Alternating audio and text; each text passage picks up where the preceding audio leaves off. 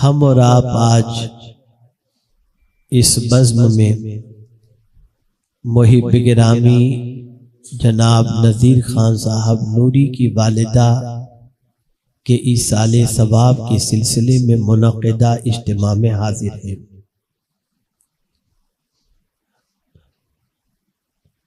और जाहिर सी बात है कि माँ की जुदाई का गम उसके बच्चे सबसे ज्यादा महसूस करते हैं।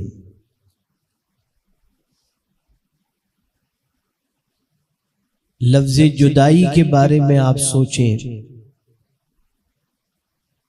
और उसकी मानवियत की तरफ अपनी तवज्जो को मबजूल करें तो आप महसूस करेंगे कि लफ्ज़ जुदाई के अंदर ही कितना दर्द पिन्हा है। एक बेटा 2 साल के लिए कहीं कारोबार के लिए गया और 2 साल के बाद वो कारोबार से छुट्टी पर या मुलाजमत से छुट्टी पर घर वापस आया। 2 महीने की छुट्टी के लिए घर पर आया। आने के बाद उसकी खुशी की कोई इंतहा नहीं, लेकिन जैसे ही उसके जाने के दिन वापस करीब आते हैं और छुट्टियां पूरी होने लगती हैं तो एक एक दिन उसके लिए बहुत ही तल्ख महसूस होता है। माँ की आंखें भी नम होती हैं, बीवी की आंख भी नम होती है और उस जुदाई के लम्हे के तसव्वुर से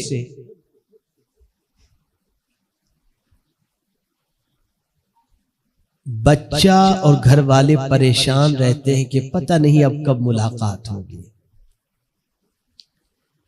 इसी तरह से एक बेटी के हवाले से सोचें जिसकी परवरिश उसके माँ बाप ने बहुत अच्छी तरीके से की।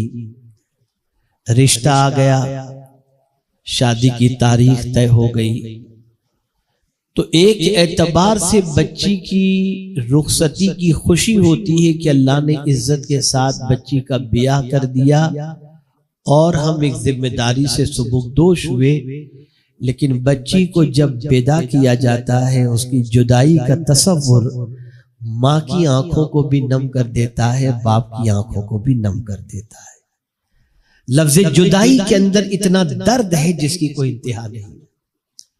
ऐसे ही कोई आशिक़ रसूल जब मदीने पहुंचता है, 1 हफ्ता क़याम कर ले, 15 दिन क़याम कर ले और जब मदीने के छुटने का वक्त आता है तो उसकी आंखें नम हो जाती हैं कि पता नहीं अब कब सरकार का शहर नसीब होगा।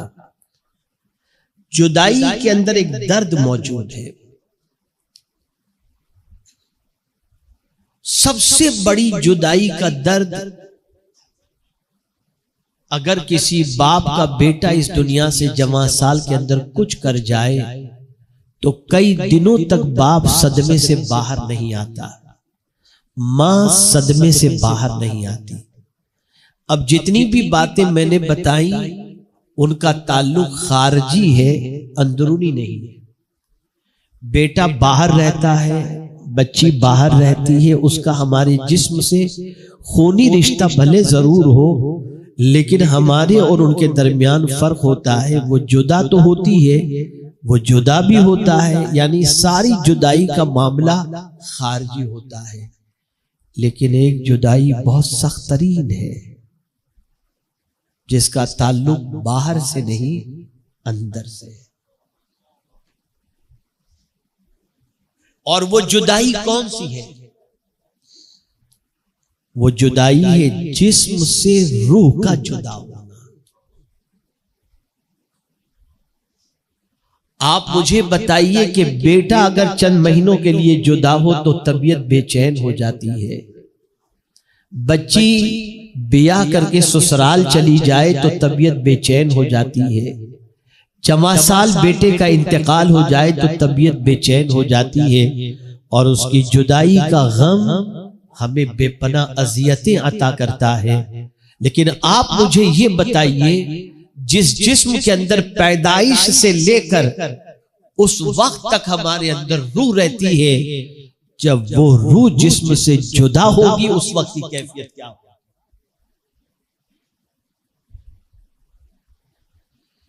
इसी को कुरान मुकद्दस में रब्बे कदीर जल्ल जलालहू ने फरमाया, कुल्लु नफ्सिन ज़ाइक़तुल मौत, हर जानदार को मौत का मजा चखना है। मौत का भी एक मजा है, उसका भी जायका है। कोई जानदार ऐसा है ही नहीं जिसको मौत वाक़ई होने वाली ना हो। और आप शायद ये न जानते हो कि जिस्म से रूह का निकलना इतना आसान नहीं है। जिस्म से रूह का निकलना कितना तकलीफ दे है, इसके हवाले से सैयदना फारूक आजम रदी अल्लाहुल मौला तबारक व तआला अन्हु का ये कौल आप समाअत फरमाएं तो आपको महसूस होगा। फारूक आजम रदी अल्लाह तआला अन्हु ने एक सहाबी रसूल से पूछा, गालिबन हजरत काब से, कि जरा ये तो बताओ कि जिस्म से रूह निकलती है तो कैफियत क्या होती है।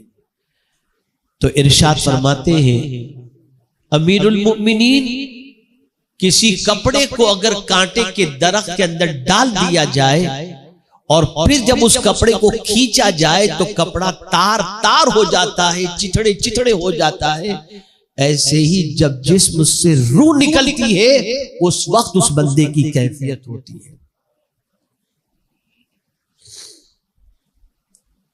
बल्कि फरमाया गया 360 तलवार के वार उतनी तकलीफ नहीं देते जितनी तकलीफ जिस्म से रूह के निकलते वक्त होती है।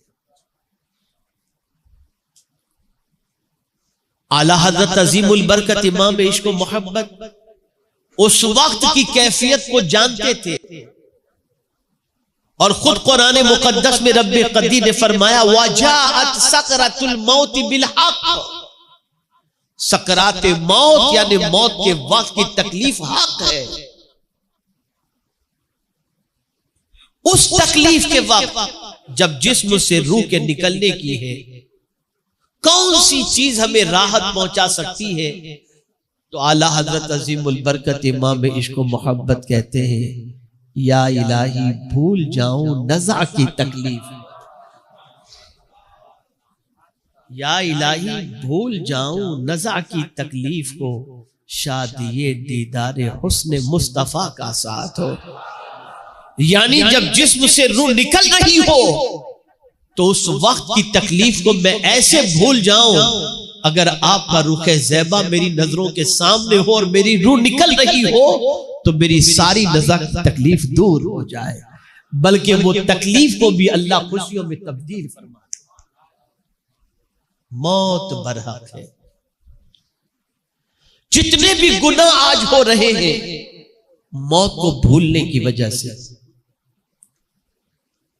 जितनी भी इबादतों में सुस्ती हो रही है मौत को भूल जाने की वजह से, जितनी भी आवारा गर्दी हो रही है मौत को भूल जाने की वजह से, हुकूक की पामाली जितनी हो रही है मौत को भूल जाने की वजह से, मेरे प्यारे आका सल्लल्लाहु अलैहि वसल्लम के प्यारे दीवानों, हमें का कोई नहीं जानता कहां और कब मरेंगे। वमा तदरी नफ्सुम बिअय्यि अर्दिन तमूत,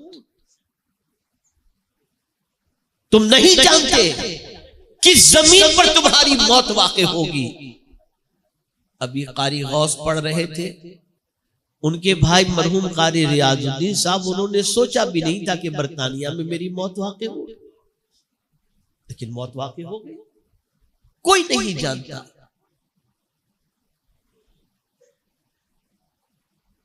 मेरे प्यारे आका सल्लल्लाहु ताला अलैहि वसल्लम के प्यारे दीवानों, एक सहाबी ने रसूल रहमत सल्लल्लाहु अलैहि वसल्लम से अर्ज किया, या रसूल अल्लाह सल्लल्लाहु ताला अलैहि वसल्लम, सबसे अच्छा इंसान कौन? तो मेरे आका सल्लल्लाहु अलैहि वसल्लम ने फरमाया, जिसके अखलाक अच्छे हो वो सबसे अच्छा इंसान। और फिर आगे जो सवाल किया उसका जवाब जिंदगी भर याद रखिएगा। वो सहाबी पूछते हैं, या रसूल अल्लाह सल्लल्लाहु तआला अलैहि वसल्लम, सबसे अक्लमंद कौन? सबसे अक्लमंद कौन? तो मेरे आका सल्लल्लाहु अलैहि वसल्लम ने इरशाद फरमाया, सबसे अक्लमंद वो है जो मौत को याद करता हो और मौत के बाद की तैयारी करता हो, वो अक्लमंद है।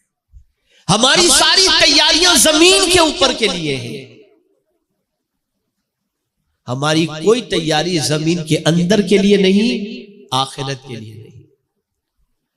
जहां कितना रहना है नहीं मालूम, वहां की तैयारी में पूरी जिंदगी खर्च कर रहे हैं, और जहां हमेशा रहना है वहां की तैयारी का हमारे पास कोई इंतजाम नहीं, कोई इंतजाम नहीं। मुझे एक हदीस याद आ रही है, मैं जब उसकी अजमतों को दिमाग के अंदर याद करता हूं और सोचता हूं तो उसकी अजमत के सामने सरनिगू होने को जी चाहता है। आप जानते हैं, थोड़ी देर के लिए तसव्वुर आप जमाइए, एक आदमी का इंतकाल हुआ, कांधे पर आपने उठाया, दोपहर के अंदर दोपहर को आप दफन करने जा रहे हैं, उसकी कब्र खोदी गई, कब्र के अंदर आपने दफन किया, दफन कर रहे हैं दोपहर को, लेकिन जब आप कब्र को बंद कर देंगे तो कब्र में उजाला होगा या अंधेरा होगा? जवाब दीजिए। अंधेरा। कब्र में अंधेरा है, कब्र भी तारीक, माहौल भी तारीक, वहां रोशनी किस चीज की होगी? तवज्जो चाहूंगा, याद रख लीजिए। आकाए करीम सल्लल्लाहु तआला अलैहि वसल्लम के इरशाद का मफहूम है कि जिस बंदे को दफन करके लोग वापस आ जाएंगे तो कब्र में फरिश्ते उनसे सवाल पूछने जाएंगे। तो कब्र होगी अंधेरी, तारीक, कब्र में अंधेरा होगा ना, लेकिन फरिश्ते हैं नूर, फरिश्ते नूर से बने हैं। तो फरिश्ते जब कब्र के अंदर पहुंचेंगे तो अंधेरा और उजाला दोनों मिलकर वो वक्त ऐसा लगेगा जैसे अस्र का वक्त हो। वो वक्त उस वक्त ऐसा महसूस होगा जैसे अस्र का वक्त हो, और जैसे ही मुर्दे को जगाया जाएगा तो वो आंख मलते हुए देखेगा तो महसूस करेगा जैसे अस्र का वक्त है। फरिश्तों से कहेगा, रुक जाओ, सवाल बाद में पूछना, पहले अस्र की नमाज मुझे पढ़ ले।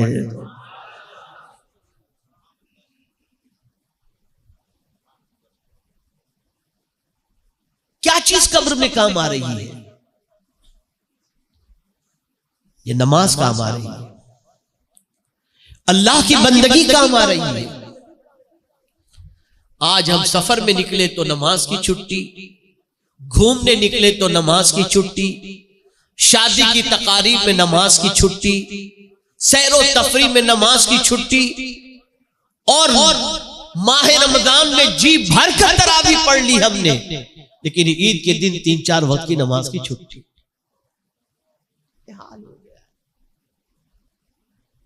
हम भूल गए हमने वहां का कोई इंतजाम नहीं किया है। आकाए करीम सल्लल्लाहु अलैहि वसल्लम उस बंदे को अक्लमंद फरमाते हैं जो बंदा मौत से पहले मौत की तैयारी में लग जाए और आखिरत की तैयारी के अंदर लग जाए। कुरान मुकद्दस में रब्बे कदीर जल्ल जलालहू ने फरमाया, कुल्लु नफ्सिन ज़ाइक़तुल मौत, हर नफ्स को, हर जानदार को मौत का जायका चखना है। अब आगे कुरान ने फरमाया क्या होगा मौत के बाद? वइन्नमा तुवफ़्फ़ौना उजूरकुम यौमल क़ियामह, क़यामत के दिन तुम्हारे कामों का तुम्हें पूरा पूरा बदला दिया जाएगा। जमीन के ऊपर जो कुछ तुमने काम किए, अगर नेकी किए हो तो नेकी का बदला पूरा मिलेगा, और गुनाह किए हो तो गुनाह का बदला भी पूरा पूरा मिलेगा। ए रसूल आजम सल्लल्लाहु अलैहि वसल्लम के प्यारे दीवानों, गुनाह का बदला, अल्लाह अकबर।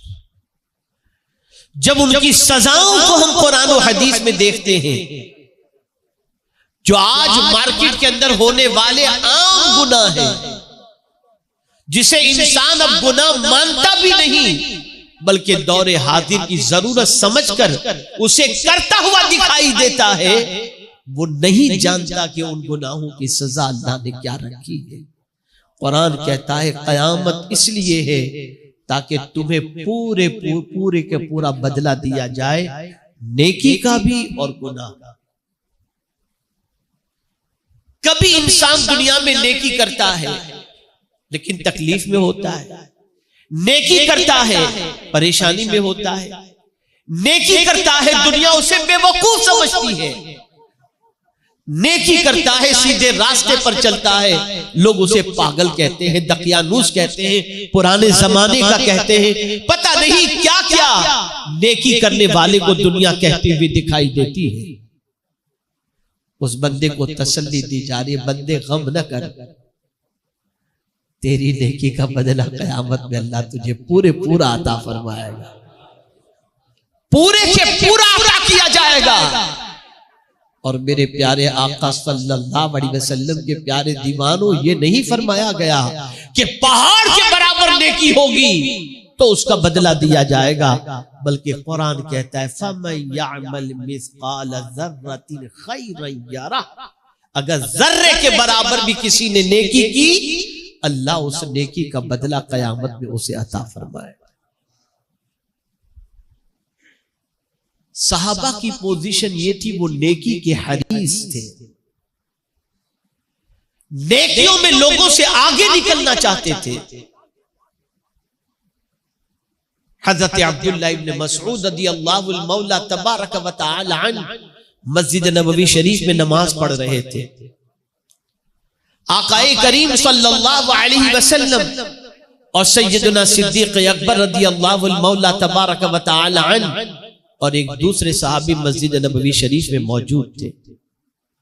रसूल रहमत सल्लल्लाहु अलैहि वसल्लम जब हजरत अब्दुल्लाह इब्न मसऊद के करीब से गुजरे तो उनकी तिलावत की आवाज सरकार को इतनी अच्छी लगी कि मेरे आका सल्लल्लाहु अलैहि वसल्लम ने उनके लिए अच्छे कलिमात और बशारत और खुशखबरियां अपनी ज़बान से सरकार ने बयान फरमाई। हजरत अब्दुल्लाह इब्न मसऊद नमाज पढ़ रहे थे, उनको नहीं मालूम कि हुजूर ने क्या फरमाया, और वो सहाबी सिद्दीक अकबर और आकाए करीम सल्लल्लाहु अलैहि वसल्लम तीनों तशरीफ ले गए। कहां गए? दोनों सहाबी यानी सिद्दीक अकबर और वो सहाबी हुजूर को उनके दौलत गदे पर छोड़ने के लिए पहुंचे। अब वो सहाबी जो सिद्दीक अकबर के साथ थे, उन्होंने सोचा कि सुबह सबसे पहले अब्दुल्ला इब्न मसऊद को खुशी की खबर मैं सुनाऊंगा जो हुजूर सल्लल्लाहु अलैहि वसल्लम ने उनके लिए फरमाई। सुबह हुई, वो मस्जिद में पहुंचे, हजरत अब्दुल्ला इब्न मसऊद को देखा उन्होंने, तो आगे बढ़कर हजरत अब्दुल्ला इब्न मसऊद से वो कहने लगे कि मालूम है कल तुम्हारी किरत सुन करके हुजूर ने क्या फरमाया? कहा हाँ मुझे मालूम है। का कैसे पता चला? कहा अबू बकर ने मुझे बता दिया। वो सहाबी पुकार उठे, अबू बकर से नेकियों के मामले में कोई आगे निकल ही नहीं सकता। ये है नेकी का जज्बा, ये है नेकी का शौक, इसलिए कि वो जानते थे उस आखिरत के बारे में जहां बाप बेटे के काम नहीं आएगा, उस आखिरत के बारे में जानते थे जहां मां बच्चे के काम नहीं आएगी, उस आखिरत के बारे में जानते थे भाई भाई के काम नहीं आएगा, उस आखिरत के बारे में जानते थे जहां मियां बीवी के काम नहीं आएगी। इसलिए वो चाहते थे कि जो जिंदगी मिली है उसमें नेकियां कर लो कि यही नेकियां कल बरोज़े क़यामत काम आएंगी। एक एक नेकी का अज्र मिलेगा, जानते हैं आप? अल्लाहु अकबर, अल्लाहु अकबर। अगर किसी ने रास्ते से कोई पत्थर भी हटा दिया जिसकी ठोकर से इंसान गिर सकता था, लेकिन वो पत्थर उसने उठा करके किनारे पर रख दिया कि किसी को ठोकर न लगे, हो सकता है यही नेकी उसकी नजात का जरिया बन जाए। दो यहूदी जा रहे थे, ये हमारी पहचान बता रहा हूं, माजी में हमारी पहचान क्या थी। दो यहूदी जा रहे थे, रास्ते में एक बड़ा पत्थर पड़ा हुआ था। दोनों यहूदियों ने आपस में गुफ्तगू की, इतना बड़ा पत्थर पड़ा हुआ है, ठोकर लगे तो इंसान गिर जाए तो उठ नहीं सकता। तो दूसरे ने कहा शायद यहां से कोई मुसलमान नहीं निकला है, इसलिए कि अगर मुसलमान यहां से गुजरा होता तो इस पत्थर को उठाकर किनारे पे रख देता, इसलिए कि उनके नबी ने कहा है कि रास्ते से तकलीफ दे चीजों को हटा देना ये भी ईमान की शाखों में से एक शाख है। ये हमारी पहचान थी। और आज हम हमारा कचरा दूसरों के घर के सामने फेंक देते हैं, हमारी बाइक दूसरे के सामने, घर के सामने, दुकान के सामने खड़ी कर दे, कोई परवाह नहीं। जीने का वो अंदाज हमने इख्तियार किया है कि कहीं से भी इस्लाम की कोई खुशबू तक हमारी जिंदगी से लोगों तक पहुंचती हुई दिखाई नहीं देती। नेकी के हरीस बनो।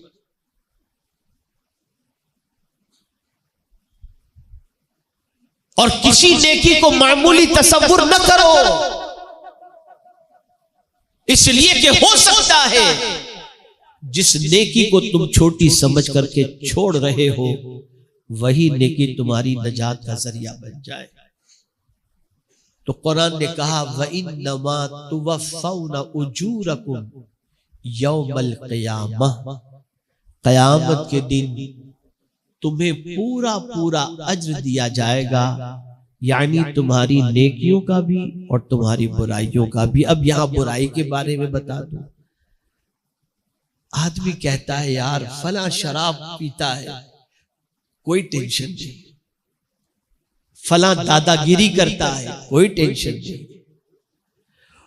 और कुछ लोग ऐसे हैं लोगों के पैसे दबा करके हज और उम्रा करते हैं, खैरात करते हैं, कर्ज उनके सर पर लदा हुआ है, लेकिन ये सारा काम कर रहे हैं और समझते कि हमें कोई तकलीफ होती तो आ जाती ना। मैं अभी 2 दिन पहले की बात बताऊं, मैं मदीने शरीफ से आया था और इत्तफाक से लिफ्ट में मैं अपने घर पर जा रहा था तो हमारी बिल्डिंग के एक साहब मिले। उन्होंने कहा हजरत अपनी बिल्डिंग के बहुत सारे लोग मेंटेनेंस के पैसे नहीं भरते, पता नहीं कैसे लोग हैं। मैंने कहा यार बात तो आपकी सही है, भरना चाहिए लोगों को। फिर उसने जो जुमला कहा वो सुनिए। उसने कहा मुसलमानों को बिजनेस करना भी नहीं आता। सुनिएगा जो मैं अर्ज करने जा रहा हूं, गौर से सुनिएगा। मुसलमानों को कुछ भी नहीं आता, यहां तक कि तिजारत करना भी नहीं आता। तो मैंने कहा फिर क्या आता है? कहा टोपी पहनाना आता है। ये हमारी पहचान। लो भूल जाओ, खा जाओ, लोगों का जितना आए खा जाओ, डकार भी मत लो, इतना खाओ और फिर समझो कि हमसे बड़ा पारसा कोई भी नहीं। सफ़े अव्वल में इल्ला माशाल्लाह, सबकी बात नहीं कर रहा हूं, सफ़े अव्वल में नमाज भी पढ़ेंगे और लोगों का पैसा भी खाए हुए बैठे होंगे, कोई फर्क नहीं। ये सारी जिंदगी हमारी हो गई है, बेहंगम जिंदगी। आदमी समझता है गुनाह कर रहा हूं और गुनाह पर कोई पकड़ नहीं हो रही, गुनाह पर कोई तकलीफ नहीं आ रही, गुनाह पर कोई मुसीबत नहीं आ रही, तो आदमी समझता है कि अब मुझे क्या है यार, अगर कोई परेशानी होती तो यही आ जाती। तो अल्लाह फरमाते हैं नहीं, एक दिन है जिसमें पूरा पूरा गुनाह का बदला दिया जाएगा, और जब वहां बदला दिया जाएगा तो दुनिया की कोई ताकत तुम्हें वहां छुड़ाने वाली नहीं।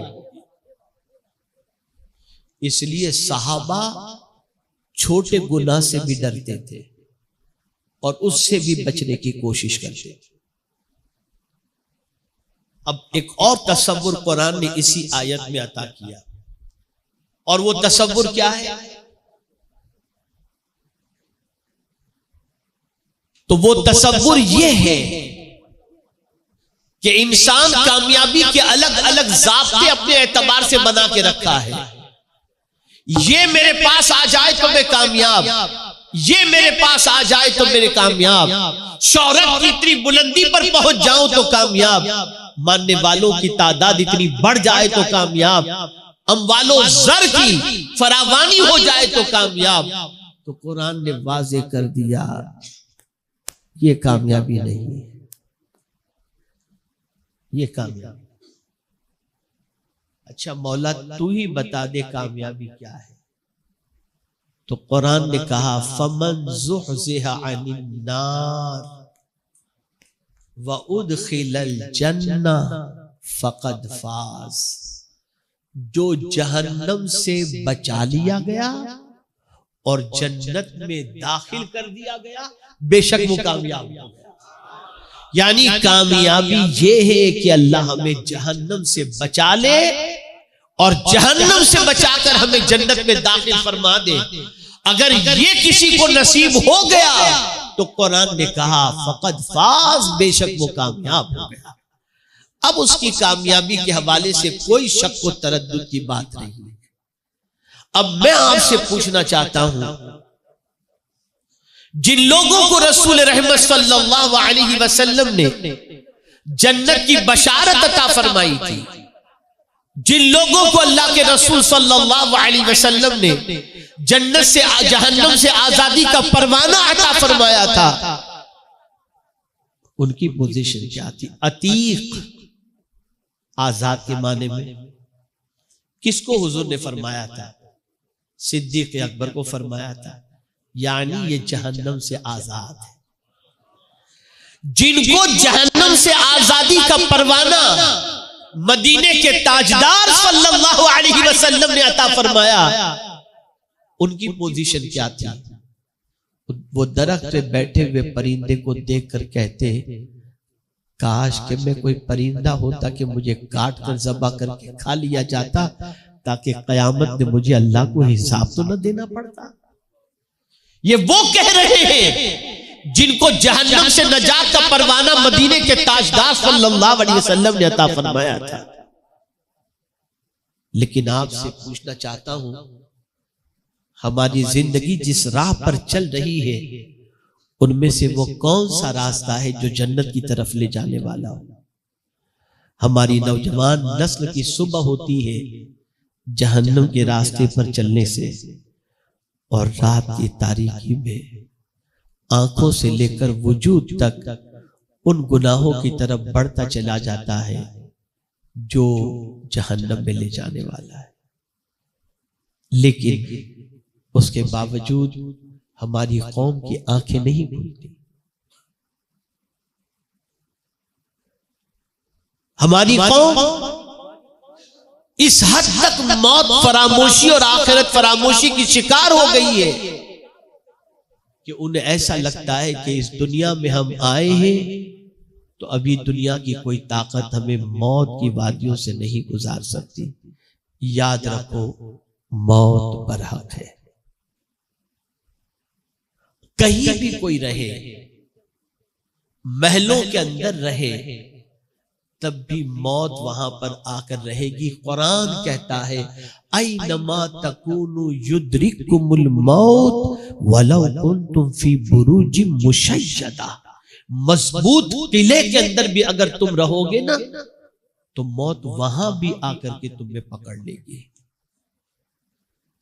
हुजूर सल्लल्लाहु अलैहि वसल्लम से रब ने फरमाया, कुल कह दो, इन्नल मौत अल्लज़ी तफिर्रून मिन फ़इन्नहु मुलाक़िकुम।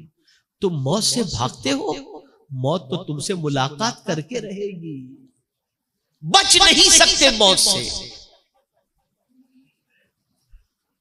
तो अक्लमंद इंसान वो है जो मौत को याद करके आखिरत की तैयारी करे, जो मौत को याद करके आखिरत में काम आने वाले आमाल की तरफ मुतवज्जह हो जाए, जो मौत को याद करने के बाद अल्लाह अज़्ज़ व जल और उसके रसूल सल्लल्लाहु अलैहि वसल्लम के फरामीन पर अमल पैरा हो जाए।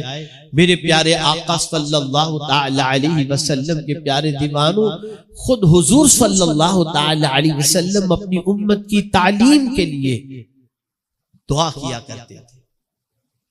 क्या दुआ करते थे? अल्लाहुम्मा हव्विन अलैया सकरातिल मौत, ए अल्लाह मौत की तकलीफ मुझ पर आसान फरमा। आपको मालूम है रूह कहां से निकलती है? इंसान के जिस्म से रूह के निकलने का आगाज कहां से होता है? सर से होता है, हाथ से होता है, पैर से होता है। रूह के निकलने का आगाज कहां से होता है? बोलिए क्यों? आपने बकरी ईद के मौके पर देखा होगा, जानवर को जब ज़बह करते हैं ना तो जानवर पैर हिलाता है, पूरी ताकत से उठने की कोशिश करता है, भागने की कोशिश करता है। हमारे हाजी अलाउद्दीन साहब मौजूद हैं, हम लोग हज में साथ में थे। हमने एक ऑस्ट्रेलिया का बैल खरीदा था कुर्बानी के सिलसिले में। छुरी चलाने के बाद वो भागा, उसको पकड़ने के लिए दौड़ना पड़ा उसके पीछे।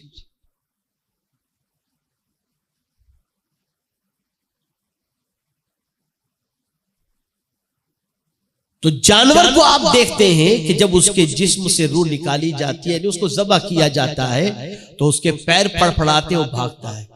मेरा करीम इंसान के पैर से रूह निकालता है ताकि बंदा भाग भी न सके, भाग भी न सके। सोचो आप, आकाए करीम सल्लल्लाहु अलैहि वसल्लम ने इरशाद फरमाया, जो शख्स दिन में 70 मरतबा अपनी मौत को याद करे, अल्लाह ताला शहादत की मौत उसे अता फरमाएगा और कल बरोज़े क़यामत सैयदुश शुहदा सैयदना अमीर हमजा रज़ी अल्लाह ताला अन्हु के साथ उसका हश्र फरमाएगा। कुछ भी करो ये सोचो मौत इस हाल में वाक़ई हो सकती है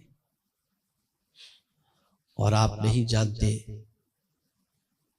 मौत की तलखियां, मौत के वक्त का मंजर, अल्लाह अकबर, कि वो ईमान के सिलसिले में इतना सख्त तरीन वक्त होता है कि बड़े से बड़े पारसा और बड़े से बड़े ताजदार और बड़े से बड़े औलिया उस वक्त के तसव्वुर से कांप जाते थे। और ये भी याद रखिएगा, एतबार खातिमे का है। पूरी जिंदगी अगर कोई इबादत कर रहा है लेकिन अगर खातिमे के वक्त उसकी जबान पर कलिमा नहीं, या यूं समझ लीजिए ईमान पर उसकी मौत वाक़ई नहीं हुई, तो उसकी जिंदगी की इबादत का कोई फायदा नहीं। खातिमा, खातिमे का एतबार है। एक बुजुर्ग, अल्लाह अकबर, अल्लाह अकबर, विलायत के ऊंचे मकाम पर फाइज थे। फरमाते हैं कि मौत से पहले सकरात के वक्त इतनी मुझे प्यास लगी कि अगर 7 समंदर का पानी मुझे पिला दिया जाता ना, तब भी मेरी प्यास न बुझती। और मेरे पास कोई पानी पिलाने वाला न था और मैंने देखा कि शैतान अपने हाथों में पानी का गिलास लेकर के खड़ा है और कहता है कि एक बार मुझे खुदा कह दे, मैं तुझे पानी अता कर दूंगा। वो फरमाते मेरी आंखों से आंसू निकल गए और मैं परेशान हुआ कि या अल्लाह मैं क्या करूं, शिद्दते प्यास से मेरा हलक सूख रहा है, ले लूं या छोड़ दूं। उसी वक्त वो बुजुर्ग फरमाते हैं कि जिस दुरूद का मैं विर्द किया करता था, वो दुरूद मुझे उस वक्त काम आया कि एक नूरानी शक्ल वाले बुजुर्ग तशरीफ लाए और उन्होंने मुझे पानी पेश किया, मैंने उसको ठुकरा दिया, उनके हाथ से पानी ले लिया और मैंने पानी नोच फरमा लिया। तो अब आप देखें, उसके बाद वो फरमाते हैं अल्लाह ने ईमान पर मेरा खातिमा फरमाया। और वो बुजुर्ग फरमाते हैं ख्वाब में अपने मानने वाले से, बेटा वो वक्त बड़ा कठिन होता है जब जो रूह का जिस्म से निकलने का वक्त होता है। उस वक्त फरिश्ता, उस वक्त शैतान पूरी एड़ी चोटी का जोर लगाता है। हजरत इमाम राजी रहमतुल्लाह ताला अलैह, जिन्होंने खुदा के एक होने पर 360 दलीलें पेश की, लेकिन जब उनके इंतकाल का वक्त करीब आया, शैतान आया, कहा खुदा एक है तो दलील पेश करो। इमाम राजी अलैहि रहमा ने दलील पेश की, एक पेश की, दो पेश की, शैतान तोड़ता रहा, तोड़ता रहा, तोड़ता रहा, यहां तक कि 359 दलीलें इमाम राजी रहमतुल्लाह ताला अलैहि अल्लाह के एक होने पर पेश की। शैतान ने सारी दलीलें तोड़ दी। इमाम राजी परेशान थे, अपने शेख की तरफ मुतवज्जे हुए। उनके पीरो मुर्शिद वुजू बना रहे थे और महसूस किया कि इमाम राजी का ईमान खतरे में। जो लोटा मौजूद था जिससे वुजू बना रहे थे, उसे फेंका इमाम राजी की तरफ, फरमाया राजी कह दे मेरा खुदा बगैर दलील के मौजूद है। जब उनका पैगाम पहुंचा, उन्होंने कहा मेरा खुदा बगैर दलील के मौजूद है। उसी वक्त ईमान का खातिर, क्या समझे हो आप, आसान काम नहीं है ये, आसान काम नहीं है। जान दे करके भी अगर ईमान बचता हो तो ईमान की हिफाजत करनी चाहिए। और मेरे प्यारे आका सल्लल्लाहु ताला अलैहि वसल्लम के प्यारे दीवानों, मौत बरहक है, मौत से कोई फरार इख्तियार नहीं कर सकता। आका करीम सल्लल्लाहु अलैहि वसल्लम ने फरमाया अक्लमंद इंसान वो है जो मौत को कसरत से याद करे और मरने के बाद की तैयारी करे।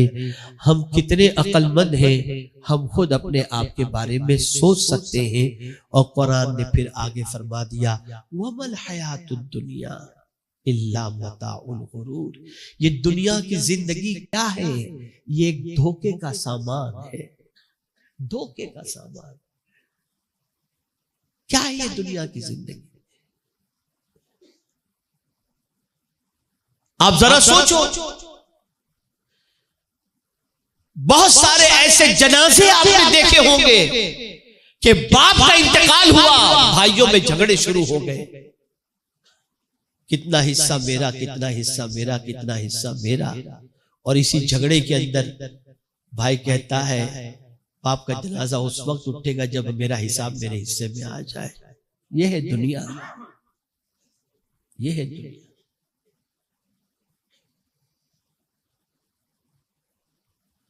तो अर्ज करने का मंशा यह है कि मेरे प्यारे आका सल्लल्लाहु ताला अलैहि वसल्लम के प्यारे दीवानों, मौत को याद रखो।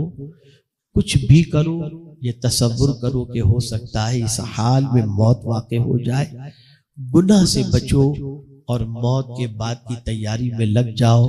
सबसे पहला काम आज की नशिश के अंदर, दिलो दिमाग के अंदर ये बिठा ले कि आज तक जितने भी गुनाह हुए हैं, अल्लाह की बारगाह में उन सारे गुनाहों से सच्चे दिल से तौबा कर ले कि आइंदा हम गुनाह न करेंगे और मौला तो हमारी तौबा कबूल फरमाकर हमें गुनाहों से बचने की तौफीक अता फरमा। इसके बाद दूसरा काम जो आपको शुरू करना है वो ये है कि नेकियों के हरीस बन जाओ और गुनाह से भागो। जितना हो सके गुनाह से भागो, जितना हो सके गुनाह से, जितना हो सके भागो और गुनाह से बचो। इसलिए कि नेकी पर तो अज्र है ही, गुनाह से बचने पर भी अल्लाह ने जन्नत का वादा फरमाया है। इन तज्तनिबू कबाइर मा तुनहौना अन्हु नुकफ्फिर अन्कुम सय्यिआतिकुम व नुदखिलकुम मुदखलन करीमा। अल्लाह जन्नत में दाखिल फरमाएगा, इज्जत वाले घर में दाखिल फरमाएगा। किसको? जो कबीरा गुनाहों से भी बचता है। बचो, गुनाहों से बचो। दुनिया आपके बारे में क्या प्लान बना चुकी है आपको नहीं मालूम। गुटखा, तंबाकू, यूट्यूब, फेसबुक, व्हाट्सएप, इसमें ही इतने मगन हैं कि हम जानते ही नहीं कि हमारे बारे में क्या प्लान चल रहा है। एक ही प्लान चल रहा है, मुसलमान मुसलमान न रहे। इसकी जिंदगी से इस्लाम को निकाल लो, पैगंबर आजम सल्लल्लाहु अलैहि वसल्लम की मोहब्बत को निकाल दो और गुनाहों के अंदर इतना डुबा दो कि कभी ये अच्छा सोचने के लिए तैयार ही ना हो। और हम देख रहे हैं कि हमारी कौम की सिचुएशन इस्लाम के सिलसिले में, पैगंबर इस्लाम सल्लल्लाहु अलैहि वसल्लम के सिलसिले में और खुद अपने वजूद को नेकी के रास्ते पर चलाने के सिलसिले में कितनी सुस्ती के शिकार है। तो बदलो अपनी सोच को, बदलो अपने अफकार और नजरियात को। ये दुनिया चंद दिनों की है, कब खत्म हो जाएगी पता नहीं। और आलमी हालात आपकी निगाहों के सामने हैं कि बम पे बम बरसाए जा रहे हैं। दुनिया के अंदर जंग शबाब पर चल रही है। कब ये थर्ड वर्ल्ड वॉर के अंदर चेंज हो जाए नहीं जानते, और आने वाले दिन कितने सख्त तरीन होंगे ये भी हम नहीं जानते।